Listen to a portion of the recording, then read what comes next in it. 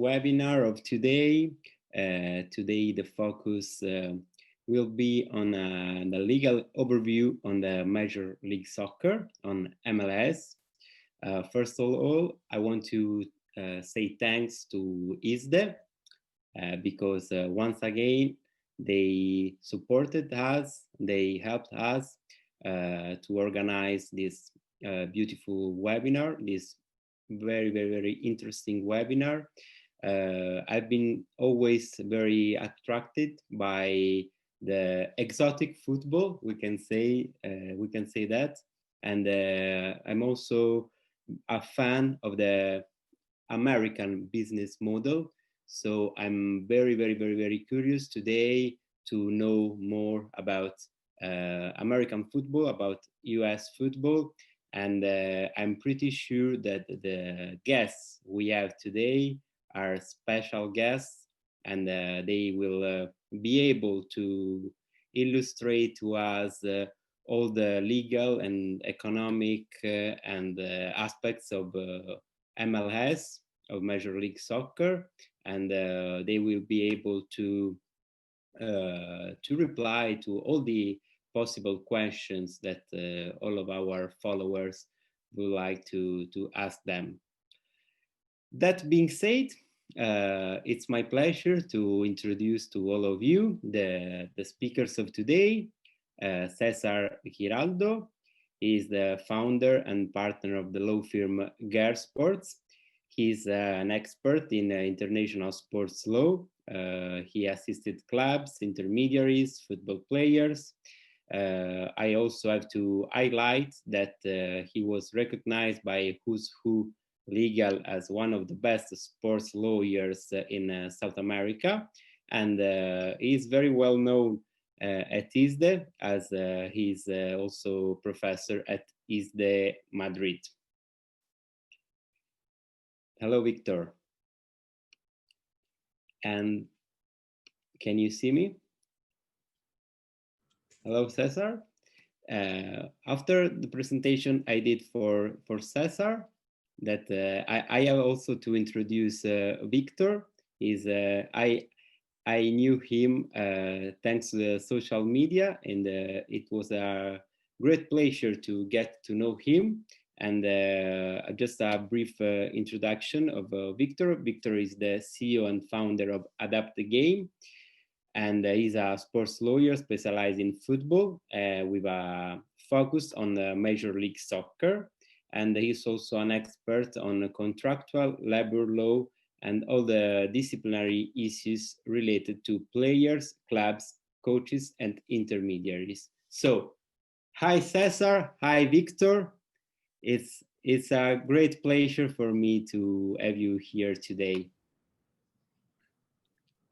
Hey Lucio, thanks for the invitation. Thanks Cindy for being here. Hi Victor, again here sharing some knowledge with you guys. I'm so excited for this webinar. Hi Cesar, hi Lucio. It's a pleasure to be here. Thanks to Lucio, thanks to Isa, and it's really nice to chat again about MLS. Great. So let me present a little bit how our webinar will be structured. I would like to focus in the first phase on the economic aspects of Major League Soccer, so on the business model of MLS. I'm very curious to know from you, Cesar, and I would like to ask you just like a brief introduction of the development of MLS through the years. I remember when the first Italian football players like Zenga, Donadoni went to play to US. Here in Italy, it was something like crazy. Oh, this guy of the Italian Serie A, of the national team, are going to play in US. US is only basketball, football, not soccer. So it was seen like something really exotic. But I'm sure that the situation has changed a lot since then. And so I'm here to know from you. Well, thanks for the introduction again, Lucio. And yeah, as you mentioned before, I will start with some key issues regarding the history of the MLS. So yeah, from my point of view, in 1988 starts this journey when FIFA awarded the United States Soccer Federation the right to host the 1994 World Cup. In consideration of this honor, the USSF promised to establish a professional soccer league in the US. Therefore, the MLS was founded as a condition for the US to host the World Cup. In 1995, MLS was officially formed as a limited liability company. Just keep that term in mind because, well, in the development of this webinar, you will know why the LLC is so important in the structure of the business of the MLS. So this limited liability company was constituted, but under Delaware law, and in November of that year, Doug Logan was named MLS first commissioner, president, and chief executive of the MLS. So the MLS began in 1996. As Lucio said before, as a Colombian, I was really excited when they started because one of the 10 teams that started was the Tampa Bay Mutiny. So I don't know if you remember Carlos El Pibe Valderrama with his big afro and everything, doing his skills. So yeah, I was 14 years in that year, and I was a huge fan of Tampa Bay Mutiny. I remember that El Pibe Valderrama finished his famous career in US. So yeah, it was like my first my Memories. first I don't know how to say. I was like my first team in the US because now Tampa Bay Mutiny is not registered. Well, it not make part of the MLS, but that was my first team in the MLS. Just to clarify, the other 9 teams that competes that year were the DC United, the New York Red Bulls, the Colorado Rapids, the Columbus Crew, the New England Revolution, the LA Galaxy, the FC Dallas, the Sporting Kansas City is the name, yeah, and the San Jose Earthquakes. And just to clarify for the soccer or football supporters, the champions that year was the DC United. In 1997, Chicago and South Florida announced as MLS expansion teams for the 1998 season, giving the league 12 teams. Also, in that year, ABC, ESPN, and MLS agreed a 6-year TV deal through the 2003 season. Also, in 1999, Columbus Crew opened the first Major League Soccer specific stadium in the United States before a sellout crowd. Approximately, we talked about 24,000 people who went to that game. In December 2004, the MLS and the MLS Player Union signed the league first collective bargaining agreement. So this is important for the American sports. Every sport has the Players Union and one MLS also, and yeah, it's very important. So all the decisions that MLS made has to be clear with the and agreed with the players union. So this is like an important step for the business. In 2007, well, this is very famous, as already know. All people here knows that David Beckham brings a new boss to the league when he announced he will join the LA Galaxy, and he signed a 5-year contract. Well, when I made the research, they talk about a 250 million deal. That is a huge amount of money. Then in April 2007, Toronto FC placed their first home match, becoming the league's first Canadian franchise. In 2010, Thierry Henry agreed to multi-year contract with the New York Red Bulls. He would play with the MLS teams for 5 seasons. Then in 2013, New York City FC, a partnership between Barclays Premier League, Club Manchester City, and the New York Yankees, become the league's 20th team, paying an expansion fee of 100 million. New York City FC began to play in 2015, just to clarify. Then in 2014, MLS announced David Beckham will acquire an expansion franchise in Miami if Beckham can secure a new stadium. This is an important thing, but well, as all people know, Miami is like the new how do you say that, like the new fashionable team in the MLS. So they already construct the stadium, but it's in Fort Lauderdale. So the people in Miami is really pissed off with that. So yeah, well, they are handling that issue, but well, the important is that Inter Miami has already his new stadium. Also, I think they played this week. The US team play, yeah, uh, um, they play against, I don't remember actually, but they play this week against, I don't know, Victor, if you remember. They against play El Salvador. yeah, against Salvador. So well, it's like the first game that US team play in that stadium. So also in October 13 of 2014, Los Angeles FC became the new LA franchise with plans to begin to play in 2017. And a quick fact is that also in 2018, after years of seeking a stadium site, Beckham's is approved by the MLS for an expansion franchise in Miami with play beginning to 2020, as already know. Well, I started these main points because this is related with the growth of the MLS. So the MLS continues to grow at a staggering rate for modern sport leagues. This league started, as I already mentioned, with 10 teams in 1996. In 2009, we were talking about 15 teams, and in 2020, we are talking about 26 teams, 14 in the Eastern Conference and 12 in the Western Conference. Besides, at this moment, there are 4 expansion teams which will be start to compete in the following years. The main objective of the MLS is to take its league to different places to the United States. I think Victor will talk about this. Uh, the strategy is encouraging the creation of new franchises that could generate more interest in places without representations into the MLS. This expansion strategy during the last 15 years has been enormously successful and a key driver behind the league's continued rise. With each new team, there is an increase in overall value and its local market is cultivated and a customer base is built. In order to get into the MLS and be part of the league, the club have to pay an expansion fee. So New York City, for example, they paid 100 million to enter the league in 2015. In 2019, the MLS charged to FC Cincinnati, Nashville, and Austin FC each 150 million. San Luis and Sacramento, 2 of the 4 current expansion teams, they paid around $200 million. So as you see, the league is growing, the investment is growing. There are people really interested in that business. So I think that is the main facts in this history. I don't know, Victor, if you have another important point that you have to clarify here. It was a very good explanation. I think you covered everything. So it's really good. Thank you. I would like to ask you one thing, a more general question, Cesar.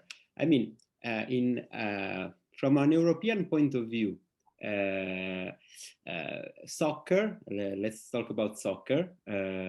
Is has always been seen related to US like not one of the first sports, one of the most considered sports, because we imagine all the American teenagers crazy for basketball or other baseball or other sports. But nowadays, how is this situation? I mean, are there many children, many kids, many teenagers who are passionate for football, who want to become football players?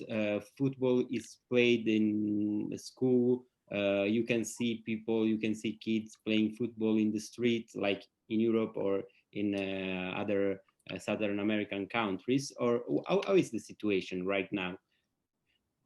Well, I will talk about my experience in Miami. So I think in Miami is growing. There is a huge interest, for Latin America and everything, the David Beckham thing. So I think it's growing. Well, in different neighborhoods, you can see a lot of people playing soccer. So yeah, it's good. It's not like of course, in our countries, even in Europe. But yeah, I think the interest is growing. I don't know if Victor can talk about his experience in Arizona, if the people is interested being a soccer player in the future or participate in the MLS.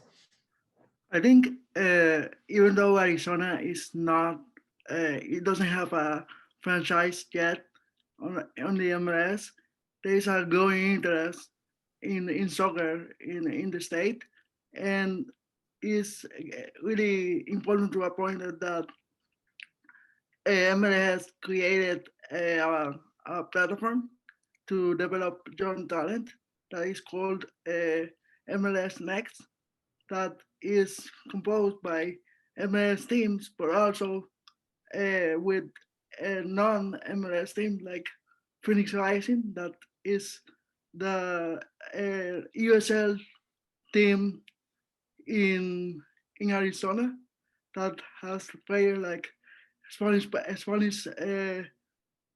legend son of Jose Maria Vaquero, John Vaquero, and also here in Arizona, in this team played Didier Drogba, who is also the co-owner of Phoenix Rising. So I would say that it's a growing market for soccer here in Arizona, and the same with a lot of markets. It's important to say that MLS refers to the cities as markets and not as cities. So if you heard Commissioner Don Garber talking about the cities, the whole cities of MLS, he talks about markets because it's a business for them.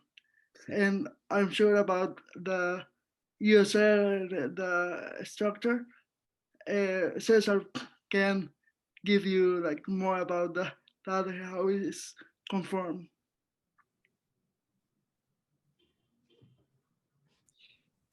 Great, Victor. I have another question for you. I mean, Cesar has talked about the development of MLS, right?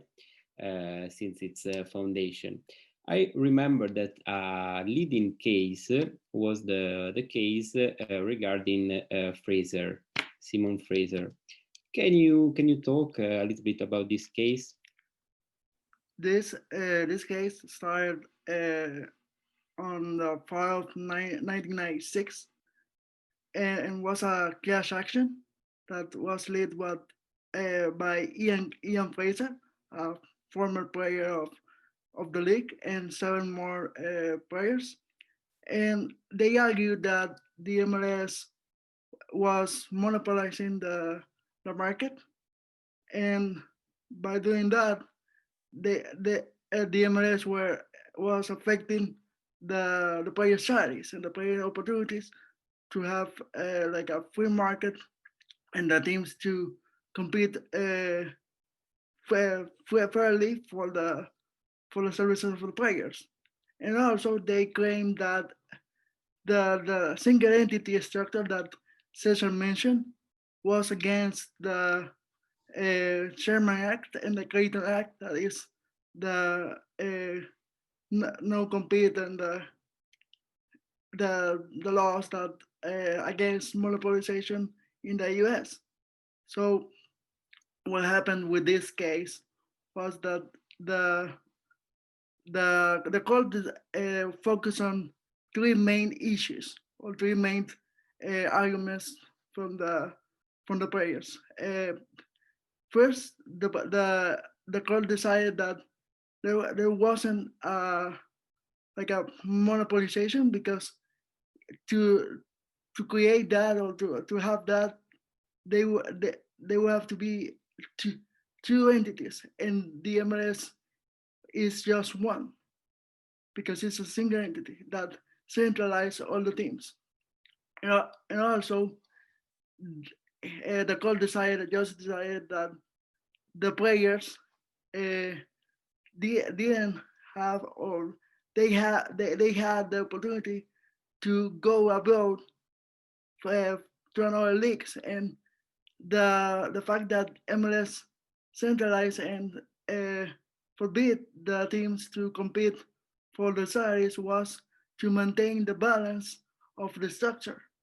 So it wasn't like the point, and the court dismissed that argument too. And the third and last was about the U.S. soccer sanctioning the MLS as the first division, uh, and what the court decided in that count was that uh, no other league guarantee what the MLS business plan guaranteed by the moment, and was enough leagues that was successful by that time. So it was a fair decision to make by that point. Okay, okay, okay. Now it's everything more clear. Thank you very much, Victor. And when I was preparing our webinar, I got some information on internet about American football, American soccer, sorry. And I saw that there is like a pyramidal structure. I mean, uh, soccer is in US is not all about MLS, but there are some other leagues, some other competition. So Cesar, can you illustrate to us something more specific?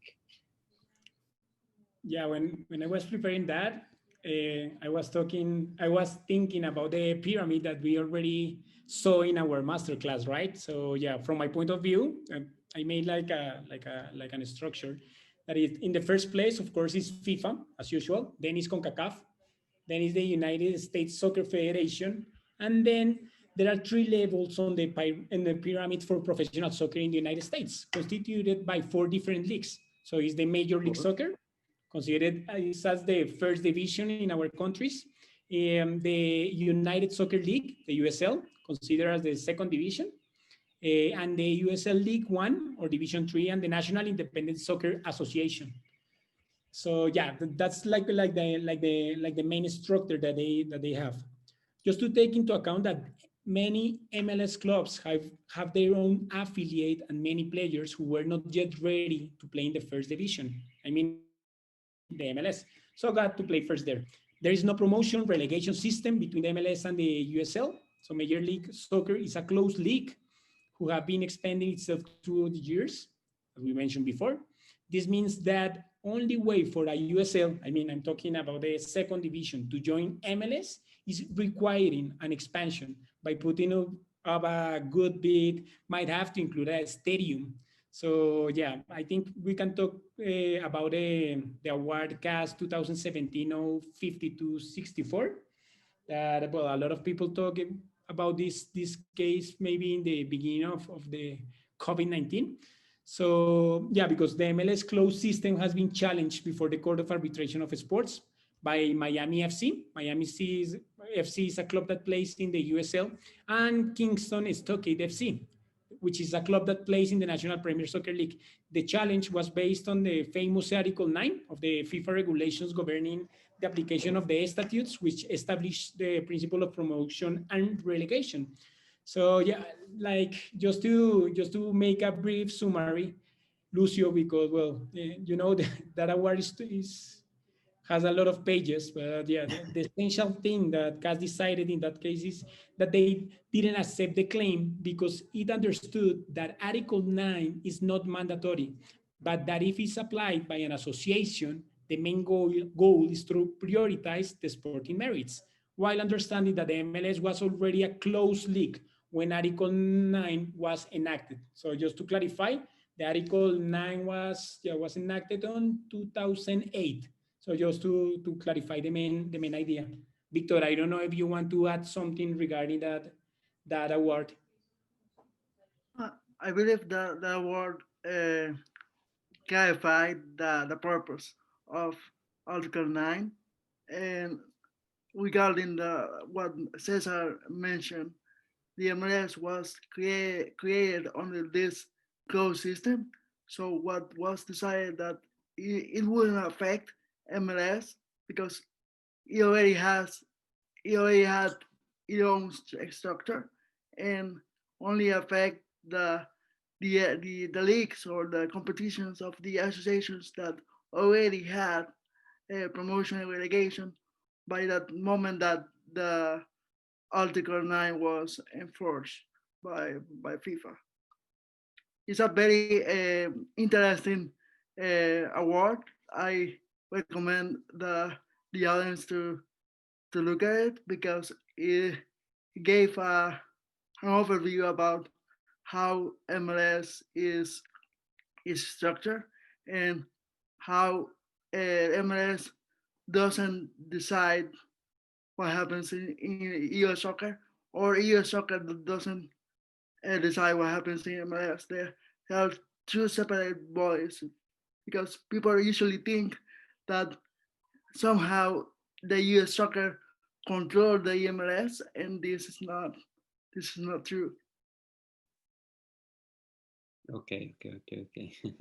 Now I have another question for Cesar, because when I was preparing our webinar, I read somewhere, I can't remember where, that like back to 2010, Toronto Football Club uh, obtained the right to participate to MLS, paying only $10 million, while Charlotte, which is supposed to be one of the clubs which will enter to the tournament on the 2023, will have to pay an amount of $325 million. So we talking about MLS, we can say the word club, or we have to say the word franchise, and how does it work? Well, you're right. They're not clubs. From my point of view, and there are franchises, and it works like that, you know. But talking about investment and this growing, I think is very important just to see that development, no. So so yeah, this is from my point of view. In this moment, I think the MLS investors, I'm talking about the people who is really interested to acquire those franchises, they are thinking in three things that are growing in the like in the future. First, the possibility of a new national TV deal in 2023. So yeah, just to keep in mind that MLS national TV deals with ESPN and Univision, they will expire after the 2022 season. So MLS has instructed its teams not to tie up their media rights beyond that expiration date, giving the league a chance to take its full inventory to market. The current contracts pay in average 90 million per year, so MLS has yet to begin negotiating, but the expectation is that the national right fees will increase massively. So well, I think that the broadcast in these years, in the different leagues are really important. So in the MLS, I think is a huge market that the investors are looking at. On the other hand, I think the main interest also is the World Cup in 2026. So we already know that they are going to share some stadiums with Mexico and Canada, and for sure the interest of soccer will grow in America, and also the exponential growth of the league during the last years. As I mentioned before, with if we connect the history of MLS, the things that are happening, the thing that Lucio mentioned before, that you paid a franchise for 100 million and now you have to pay 300 million. Well, I think it's a 100% guarantee that the business is growing. Just to take into account, when you check some numbers, according to Forbes and everything, you will see that the majority of teams in this moment are in losses, but the expectations of the investment are really high, just for the things that are happening in this moment. So I think that's the main interest of the investors, as I mentioned before. Just to clarify, Lucio, I forgot something. And in the last investments, I think it's good to name the investment that the NBA star James Harden invested. He invested 15 million for a small stake of the Houston Dynamo in 2019. A deal that valued the club at his stadium at 425 million.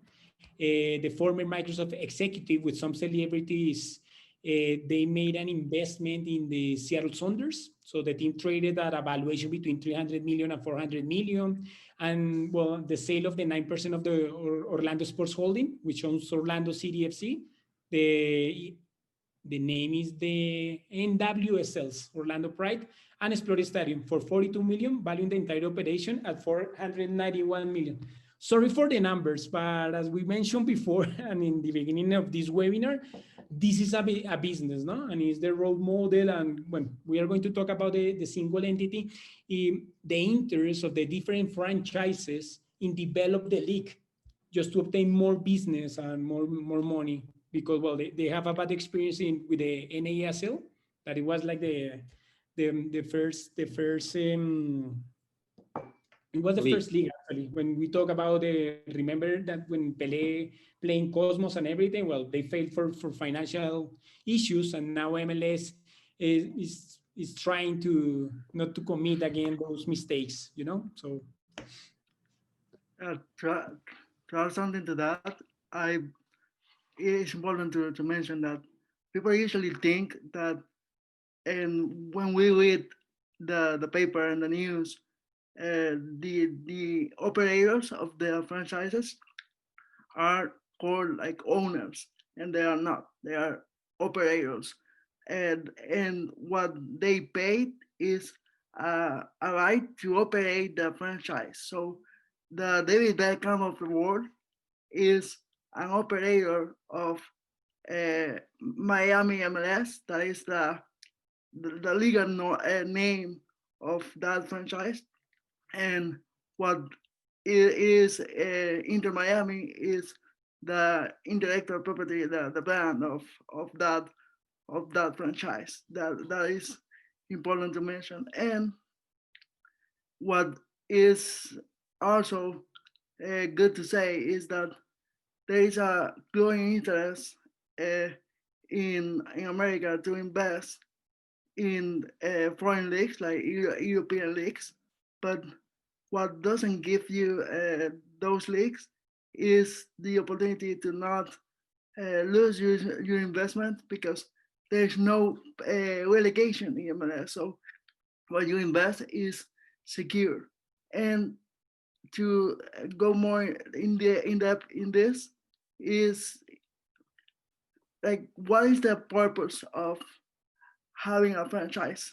And I have talked to many people about the fact that MLS take in consideration before accepting a bill for a franchise. It has to be not only a good ownership group.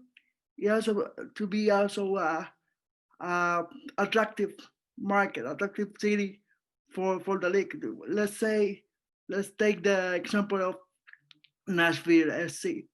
Nashville is the music city. So when people go to watch a game on the stadium, they also enjoy the music and the atmosphere of the city. So that's attractive for MLS. And also the MLS requires to create to the team to create a fan base that on that community. So it's not just about paying an expansion fee. It's also to try to assure that they are making an investment on the market. Yeah. You're absolutely right. And so what really impresses me is that we cannot say that David Beckham is an owner of the club. He's owner of the right to operate. It's something really different from the rest of the world. Yeah, we can say it's like and just there is another thing that really surprised me. That is that in US, in the MLS, there cannot be derbies. There cannot be clásicos. No, is it right? Because there cannot be some like clubs in the same area playing for Yeah, the. yeah, about this, you have clásicos like, yeah, you have LAFC against LA Galaxy, that is called El Tráfico Clásico, like, El Tráfico, the game. But if you take consideration, for example, New York City FC and New York Red Bull, they are both called New York, but they are uh, in different jurisdictions. One is in New Jersey and the other one is based in New York, in Manhattan.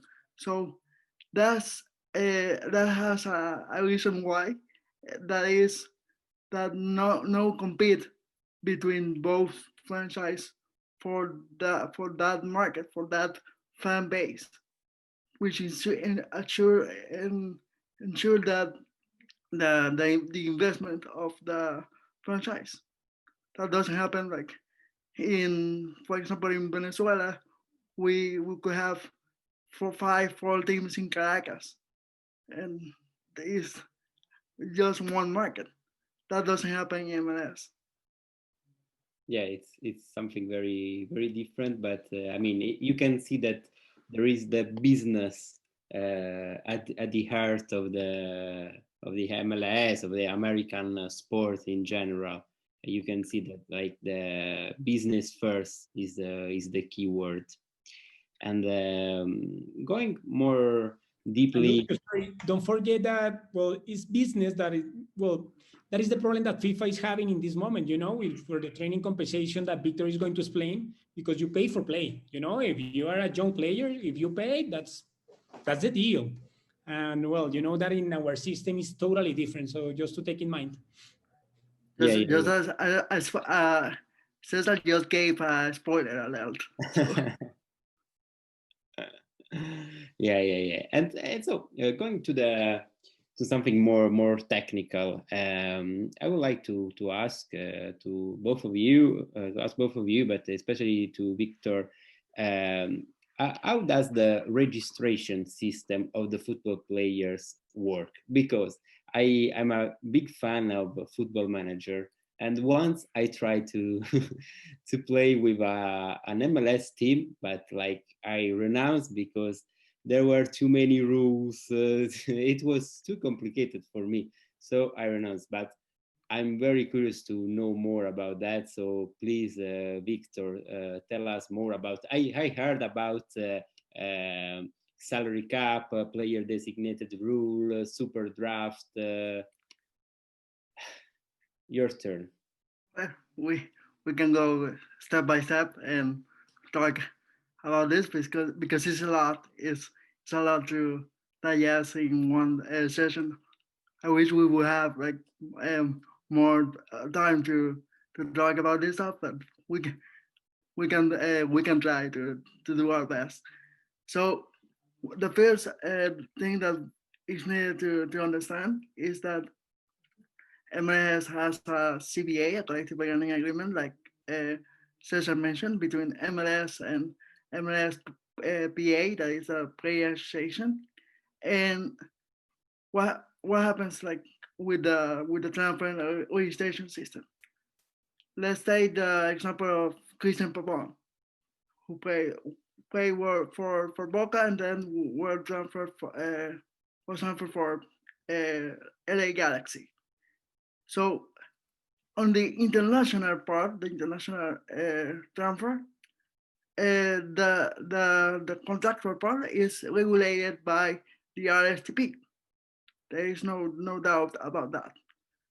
But uh, when the player moves and is assigned as a designated player to a team, in this case LA Galaxy, his labor contract is governed by the CBA and the cap salary and all this stuff. This is one of the main difference that I wouldn't call it a difference, because people get surprised a lot about why MLS is so different. I don't think it's different in that point. It's just a collective bargaining agreement is national law. It's a quite complex national law, but it's national law and it's decided by the player association and the MLS. So I don't think it's any like problem with that. Another difference is that when before the transfer is completed, the the entity that negotiated the with the team, with Boca in this case, is the MLS. It's not the club. The club only include the player on a list. It's important to say that for each player acquisition process is there is a list that the the teams have to complete to in order to be a sign of the player or have the right to sign the player.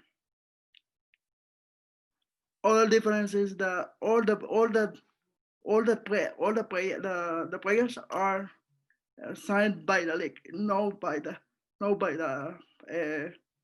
by a club. So if the franchise, if you see a contract of MLS, there are like forms. It's not like a contract. Is like a form that is uh, by the MLS. It's not by the club. And there are many waivers of the RSTP regulations. So they are waive about the Article 17, about the Article 14, and all the articles that we are most used to handle with international transfers and across Europe and South America. And with that, we can go to your next question. I'm sure uh, before, before you do so, it's also important to say that MLS is not a third party.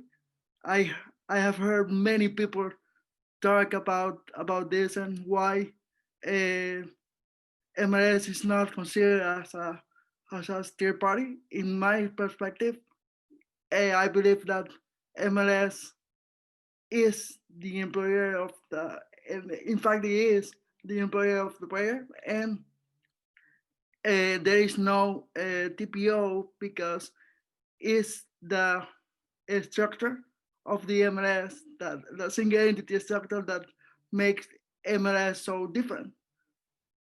And also like FIFA thinks that MLS has its own complexity, so I think they are good in that point. Yeah, I totally agree with you, Victor, because, well, it's not a TPO from my point of view, too, because, well, if FIFA accepted, so I think, yeah, the excuse is over. Yeah. Victor, before going on, we are receiving some questions, and in order to make it more interactive, I would like to ask you a question that comes from our friend, common friend Eric Ripoll, and he asked us if we can talk a little bit more about the relationship between players and clubs. Is his main question is, do clubs own the federative rights of their players? The clubs have has the obligation to process the ITC, but and they are like responsible before the TMS uh, is the club, but they are uh, in solidarity way, solidarity way, subsidiary way, MLS and and the franchise are responsible. Like for example, if you see a claim for training compensation or solidarity mechanism, both are subsidiaries responsible for for the player. So I don't know if that question that answered the question for Henrik, but is the way that is structured. Yeah, let's see if Eric wants to ask something more. We are. I don't know if Cesar wants to add something about that. I think it's pretty clear. Well, I think Enric sent another question. Thanks, Victor. Of course. So you can go on now, Victor. Yeah. Well, for the yeah, ask me I mean, what you I want mean, to know I, next. I mean, I would like to ask you something more about the MLS transfer system, and I'm very happy to see that another guy, Goran Rokvic, he's asking us. How is the transfer system functioning in MLS? Is it like in NBA or more like the transfer system in Europe? I will say that it is more like NBA, but you are the person who has to tell us. Yeah. Thanks for the question, Goran. I think the answer is neither, because MLS has a very unique transfer system. For example, in NBA, you can have a non-trade clause that doesn't happen in MLS. Like a player can be reassigned to another team if both franchise agree to transfer him. It's not forbidden like MLS. And for another point of view, the salary cap that I know we are going to go very deep on that point is also different. They took in consideration like facts and points about the other system, but it's very unique.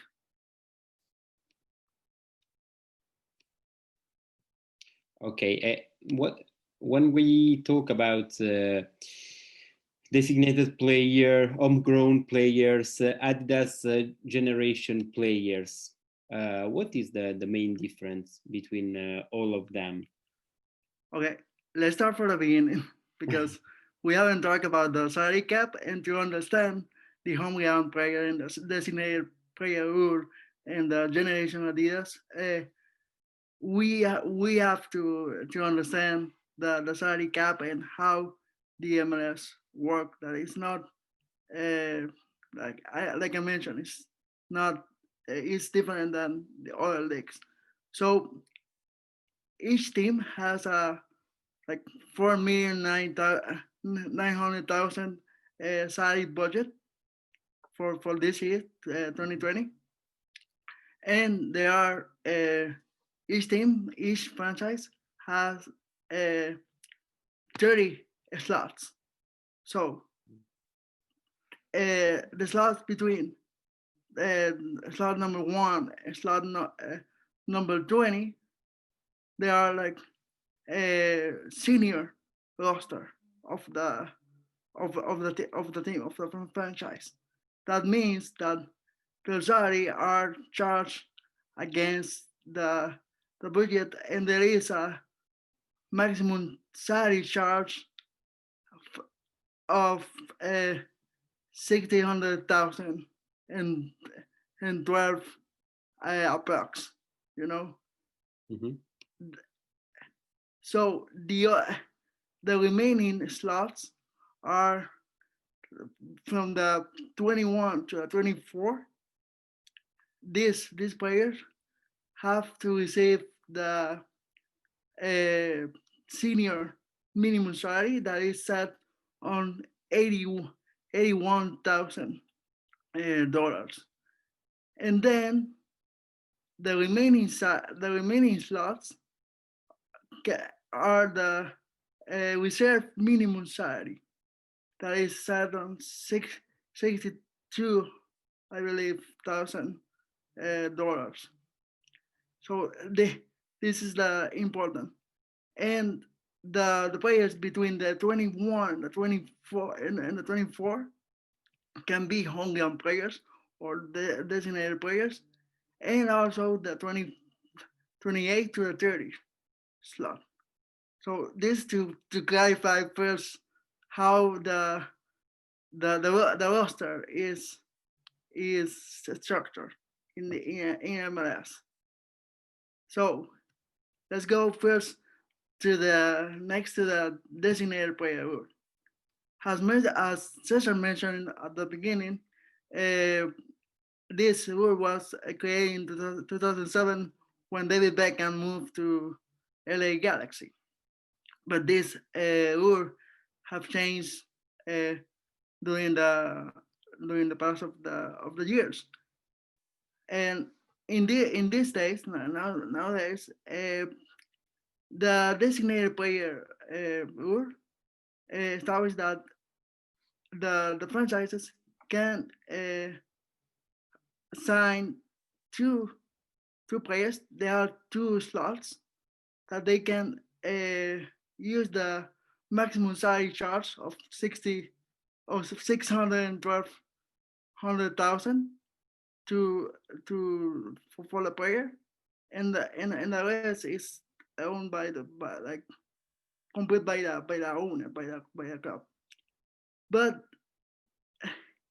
this is quite tricky, because if they have two slots, and if they want to acquire a third slot for a designated player, they have to pay 150,000 to the league to use that slot. But let's go back again. If the the franchise acquired the player during the first transfer window, they can use the maximum salary charge, that is 600,012. But if they use that slot in the secondary transfer window, the maximum salary charge is currently at the half, so it's 360,000. That is the maximum charge. How are we going? Because this is very complex Yeah. to to, to understand, and I don't want, I I'm trying to like explain and helping people to know about the MLS, but I don't want anyone to leave more confused than they were when we started. So No, you were very clear, Victor.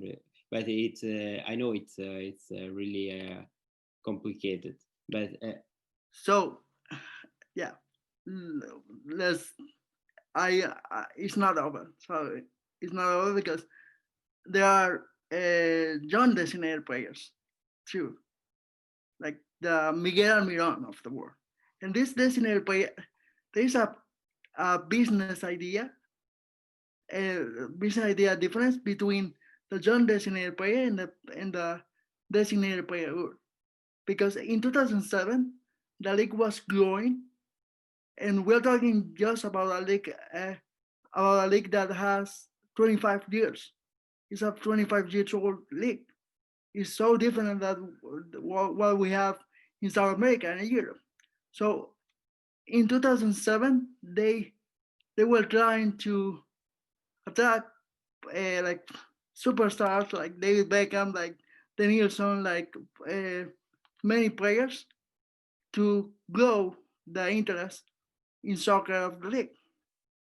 But now, when they create a John designated player rule, uh, they are trying to not be a retirement league. That uh, is the way that is viewed in Europe, especially, but trying to become a selling league. They are trying to serve more job talent to and have more revenue for from that investment. It's time to to the team to recover their investment. I don't know if before I continue, Cesar wants to add something, or you, Lucio. No, I'm You're good. You're doing great, Victor. yeah. No. It's a good explanation. Yeah. I can confirm that now MLS is not being seen like in the past, like a retirement league. And I was surprised, for example, that young stars like Brian Rodriguez or Diego Rossi from Uruguay, which is a market that I know very well, they decided to move to US instead of Europe. And so I can see that it's I mean it's something that it's changing, and MLS wants also, they want to be also like an exportation tournament, like an exportation league, not like in the past only a retirement one. And according to this, it comes to my mind to ask you about like it's a general question also to Cesar.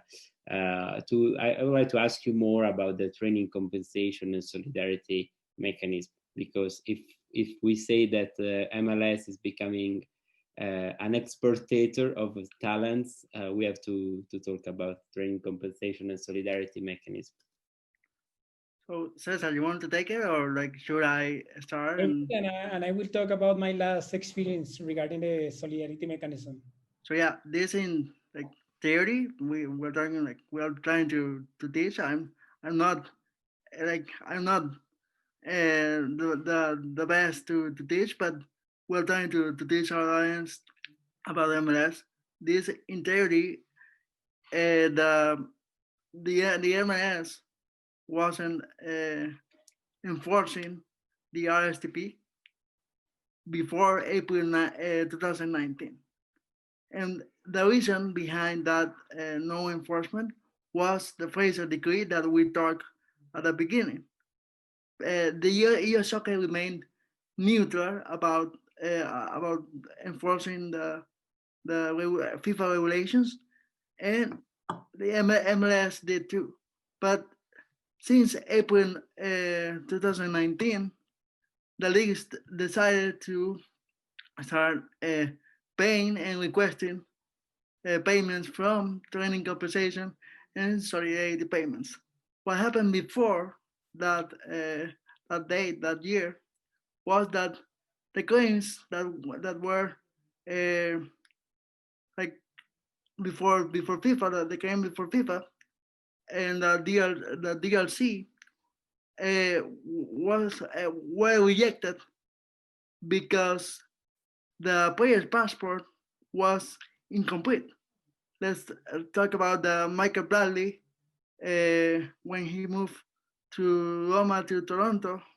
From Roma to Toronto, the former training team, the former academy, they claimed solidarity mechanism, but the player passport was incomplete because they only had the the club from the time that he was on the MLS before moving to Roma.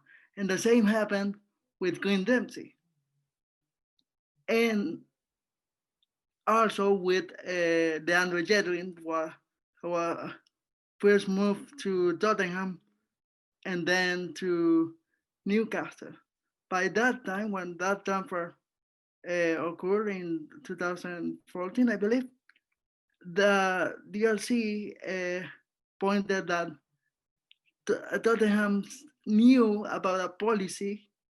This policy is not enforcing the RSTP that prevent like Charles Saunders and the Crossfire Academy, that was the claimant, to receive those payments, and also didn't take in consideration that pay to play system that Cesar talked about at the beginning, because as and our audience may know too, if uh, if like a parent has to to pay for the training of the child. There is no compensation for the academy, and that is what happens here in the U.S. And it it wasn't taken in consideration by FIFA by those cases. So Cesar, over to you to complete Yeah, the. regarding the training compensation, well, we were discussing with Victor about that because we had a case Mhm. that was a player in the ASL, probably, yeah. And when you see the passport, it's not updated with the team, you know. So in the future, if he's going to claim a training compensation or something, it's not updated by the USSF. So I think they are working on that. I don't know, Victor, if I'm good, if the USSF is working on that. Um, I don't know that problem. I don't know if it's pretty common in Europe. In South America, it's really well. It's common here in Colombia. You have to update a lot of passports. Also, we have a case in Venezuela that I talked with Victor some days ago, and you have to go in front of the Venezuelan Federation of the information, and then goes to claim in front of FIFA. So I think the USSF has that goal just to register the thing because they don't have that system. Well, we checked the passport 2 weeks ago, Victor, remember, and it was the name of the player, but it didn't say anything about the history of the player. So yeah, I think that the things that they have to work on that regarding the training compensation issue. Yes, Victor. Yeah, the all thing about this is that people usually think that, oh, MLS is so good. That this that happens in South America or that happens in Europe doesn't happen in the US because they are the US. But it does happen because outside the MLS, there are no possibility to claim training compensations or EAT payments. So if uh, Phoenix Rising, for example, will claim or initiate a claim for solidarity payments, they will have to be by their own because the decision was only taken by MLS, and the U.S. soccer remains neutral about that because, in the other hand, in the other side of the story, there is like a opinion, like a legal opinion from the MLSPA, the Players Association, that they believe that the training compensation and solidarity mechanisms are against the laws in the US because they put a like a tax. They mention a tax of, on the price of the transfer on the transfer fees that prevent the young player to keep developing his career in the in the club that is interest for his services. So the MLSPA is not quite, I would say, happy with the decision of the MLS to start claiming and paying solidarity mechanism and training compensation. It's important also to mention for our audience that the United States, on the categorization made by FIFA, they they are in category 2, 3, and 4. So This is something that really surprised me because when I was checking, I saw that like there are three categories, but in which one is the MLS the first, the category 2, category two? category And 2. so category 3 and 4 Category are 2, related to 3 depending the team. So we'll okay, say 2 and 3. but other teams outside from MLS. They don't claim the sorry the So mechanism. so what The is the academy chance of that? the academies do the academy do they do claim the, but at this point there are no possibility for them.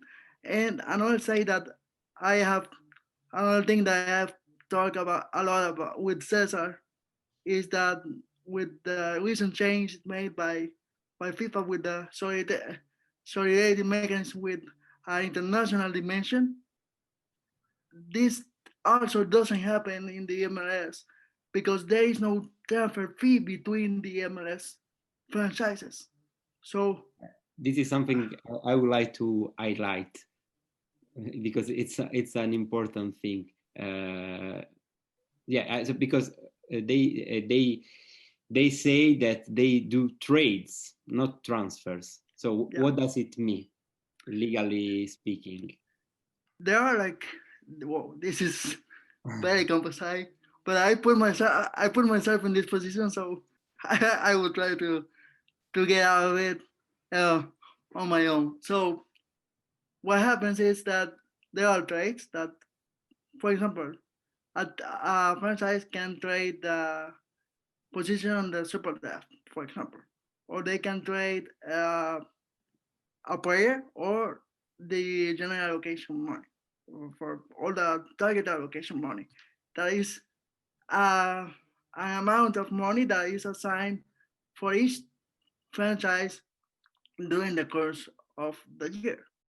Okay. That is, and this money, for example, let's say about the time when Antonio Nocerino joined MLS, there were like the franchise that had the rights on Nocerino was DC United, Okay. and he ended up playing for Orlando City.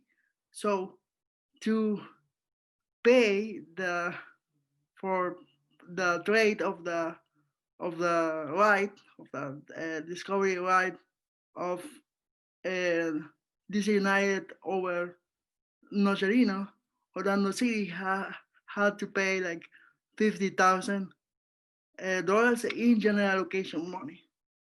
And there are some news from the media, this is not official, that the same happened with DC United and Inter Miami when Gonzalo Higuain uh, joined Inter Miami because I don't know if you know this, Federico Higuain that now Okay. plays in Inter Miami used to play for DC United, so they were trying to have them both, but I think in Miami, and I think Cesar will agree, is a more interesting city to live.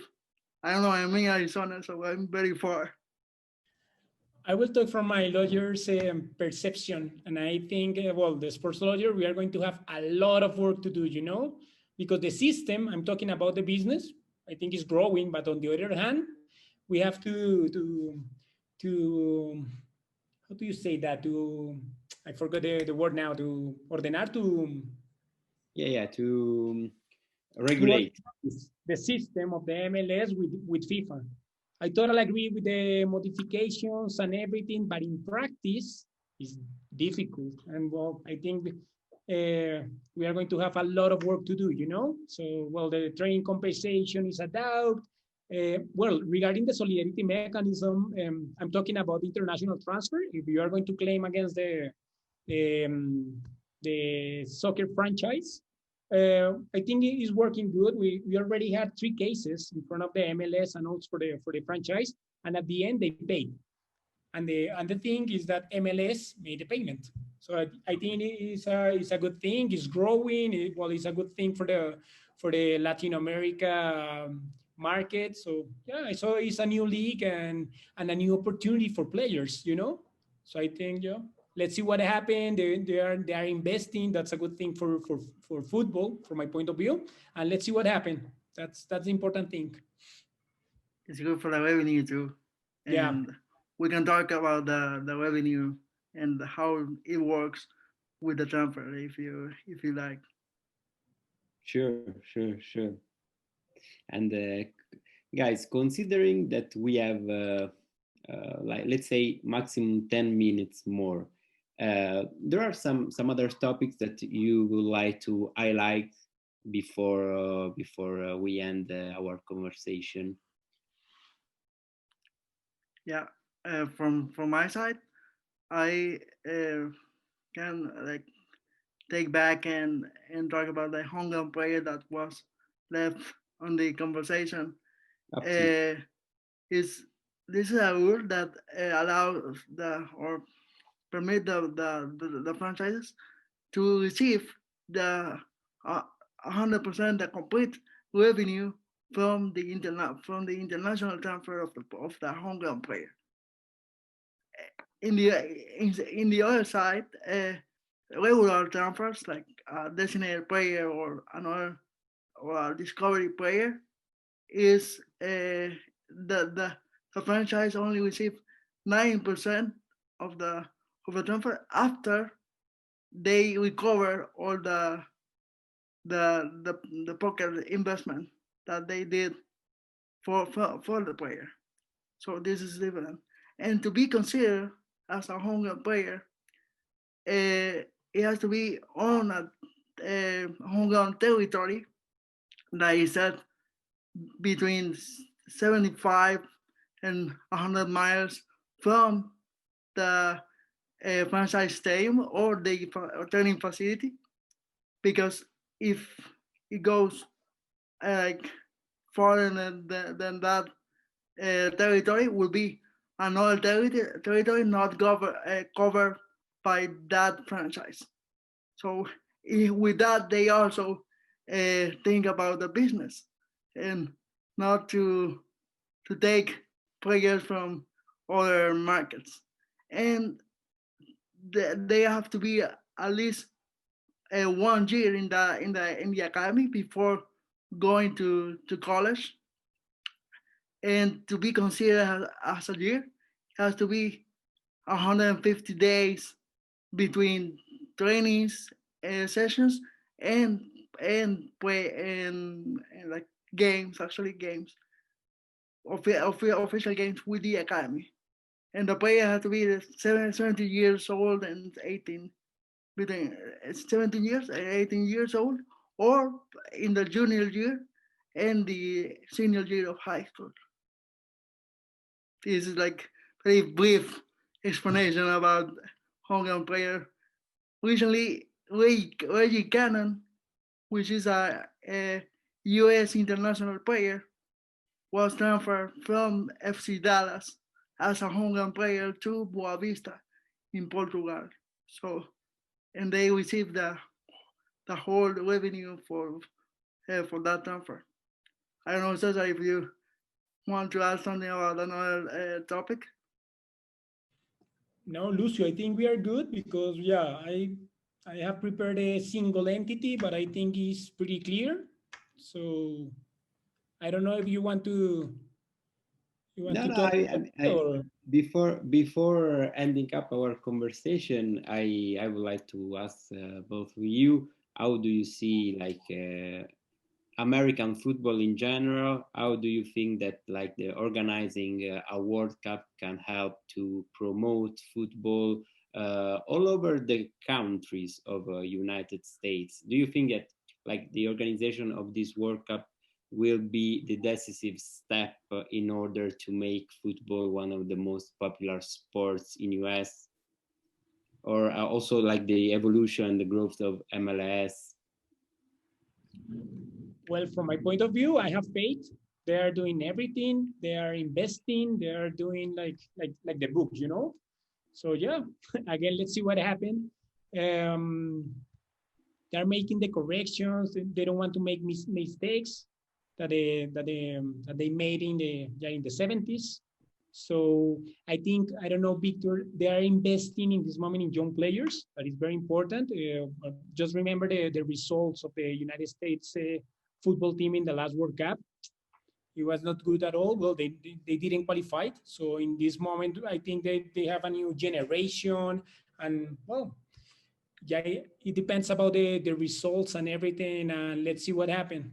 The first step is going to Qatar and then organize the World Cup. Yeah, they are putting the seed, you know. So let's see what happens. In my point of view, if I may, will change the question a little bit, because I would think, how far are we from the other leagues from Europe, especially, to become more about or more similar to MLS, because we have seen like financial fair play issues, like economic other economic issues, especially with the pandemic. And I want to leave our audience and you guys with this question: how far are we to to see a MLS system in Europe, in Spain, in the Premier League, and in the Serie A? Because I think, and this is like not my words, Commissioner Don Garber said once that if the European leagues had the chance to start over, they will be more about, or more like the MLS than how they are right now. I think the MLS is the future. It's not because I'm here, or Cesar is here. I think it's the the league of the future. And we have seen in a going, like the national squad has players playing in, like, they will train in academies, some in the MLS, some in academies outside the MLS. Then they move to Europe, and they are on the top teams there. We have seen McKennie scoring against Barcelona this week. We have seen Giovanna with Dortmund. And I think the future for the United States is very bright, and there is a lot to learn uh, from the MLS and to the other league too, to become more about how it is this league. And I hope in the future that will happen. I totally agree with you, Victor. And I want to make a comparison. You know, I'm talking like a Colombian, but Colombia has, we are a former country, right? And in this moment, we don't have top players like the US. You know, and we have a lot of history and everything, but unfortunately, we don't have investment. We don't have a plan, and well, that's a huge mistake. Well, we can talk about Venezuela, maybe other countries here in South America, that they're not making the things that MLS with the structure and everything are doing in Europe. So just to take into account. So it's working. Yeah. You did two good observations, and yeah, and the question has to be if MLS could copy something from Europe, but actually it's more likely that European leagues and tournaments have to copy something from MLS, especially from a business point of view. Of course, that you cannot buy tradition, history, but we can also copy some business models, some business practice that are going on in the United States, and that we are already verifying that they are working. So let's see what will happen. You know, they have to copy the passion. That's an important thing. Well, talking about passion. No, it's difficult to talk with Americans about that because, well, it's a capitalism, all that stuff, the sportainment. And yeah, but I think the MLS needs more passion, you know, like, well, from my point of view, because I see. How are the stadiums? My curiosity: are there ultras? Are there like fans, groups of fans, or not? It's more like going to a theater. It depends. There is a Barra Brava in Miami, which is called La Furia or something like that. Yeah, am I correct? Well, and they are. I'm not from Miami, so I am. Oh well, I forgot the name actually, but they are trying to be like an Argentinian supporters, so that's good for the merchandising type, you know. I think well they are doing, but it's totally different, you know. and also in Europe. In Europe, when you have the chance to go to Italy or I don't know to Atletico de Madrid, for example, in Vicente Calderon, was a totally different experience than the experience that you have in Switzerland, for example. So yeah, it depends about the environment that you used to play football, not soccer. Yeah, there are a lot of good markets. There are like a good fan base in Seattle Sounders, Toronto FC. You will see the atmosphere in Nashville or the one they are creating in Austin. They are Matthew McConaughey, that is a Yeah, Hollywood star, and they are starting to play in like in Austin next year. So we will have to see how that goes. It will I think it gonna be very interesting to go to a Austin game, and Texas will be a good market to be in. No, no spoiler alert. So I'm just saying. yeah, Okay, guys. It was a pleasure. It was a privilege for me to moderate this webinar and to share the panel with both of you. I hope to meet both of you very soon in person and not virtually when it will be possible. And thank you once again. And I only want to say to our follower that we have recorded our talk, and you can watch it on demand on the Sports Toast at Calle Serrano on YouTube page on YouTube. Thank you very much. Have a nice day in US, and see you very soon.